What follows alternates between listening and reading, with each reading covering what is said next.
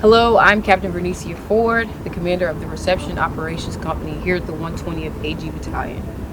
In this very footprint, the 120th AG Reception Battalion has processed over 50% of all initial entry trainees in the entire United States of America. We are proud of this accomplishment and will continue preparing our formation's future. So what is it like to process in the largest reception battalion in the Army?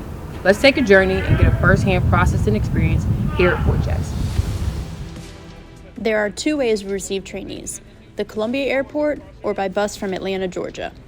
The trainees that fly into Columbia will meet one or two drill sergeants from the initial receiving branch to receive their follow-on instructions as well as grab a snack from the USO. Those drill sergeants oversee getting the trainees on the buses to transport them to Fort Jackson. Once they arrive at 120th, a drill sergeant greets them on the bus and then moves them onto the yellow footprints.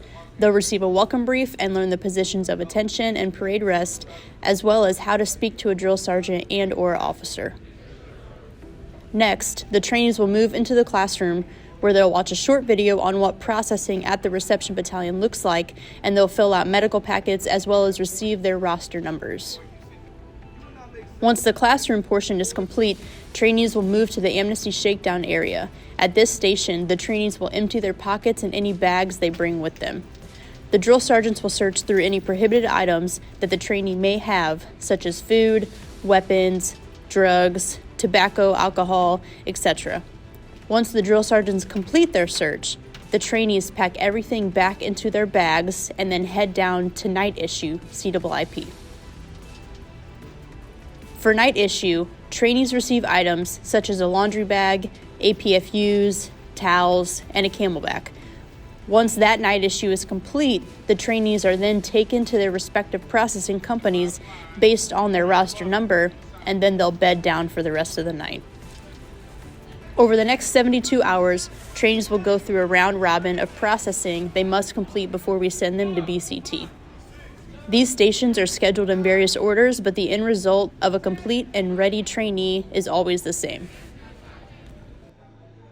First is the clothing initial issue point, known as CIIP, where trainees receive all clothing needed regarding ACUs, to include boots that will be utilized during their tenure at basic training. Around week 5 of basic training, trainees return for deferred issue and are fitted for their AGSUs for graduation.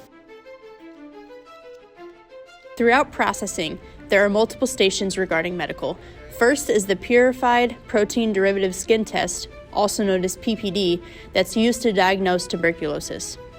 Another station for medical involves trainees going through a hearing test, dental exams, as well as optometry, which includes glasses if the trainees need them. The last station regarding medical is shots. This is where trainees receive multiple vaccinations depending on what they received before joining the Army.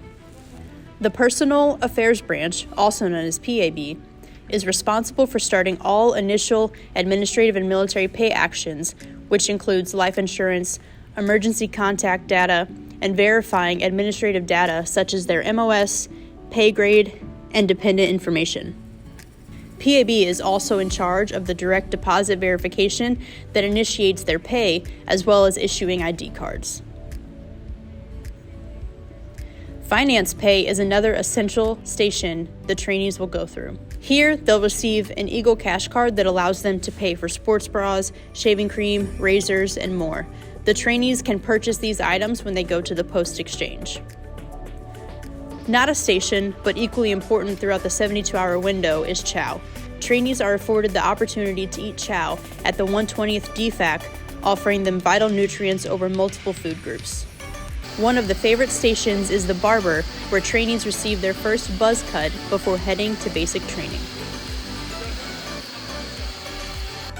Now that the hair is gone and trainees have ACUs, they move over to photos. Here, trainees will take a picture for what we call their hero photo.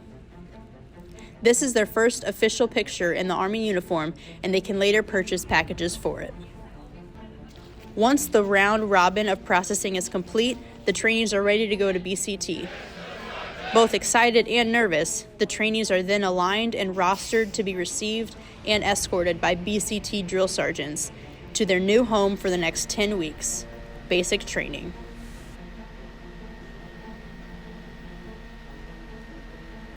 The entire process occurs every week here at the 120th AG Reception Battalion, and the warriors are up for the task. Rest assured, when your sons and daughters arrive to the 120th AG Battalion, they're in good hands. I am Command Sergeant Major Sierra Aqualo. And I'm Lieutenant Colonel Scotty Bowler. Thank you for stopping by. We set the example. No ground to give Victory starts here.